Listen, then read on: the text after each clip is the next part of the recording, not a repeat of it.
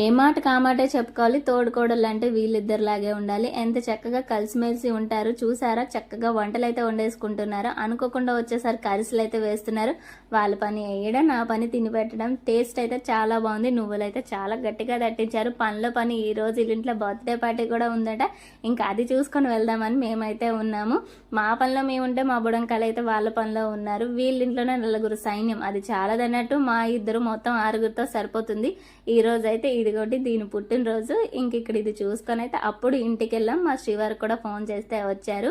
భలేగా అయితే గిఫ్ట్స్ అయితే ఒక్కొక్కరు ప్రజెంట్ చేసుకున్నారు. ఇద్దరు అక్కలు 2 ఫ్రేమ్స్ ఇస్తే ఈడు మాత్రం ఇచ్చిన గిఫ్ట్ కి ఫ్యూజులు అయితే ఎగిరిపోయాయి.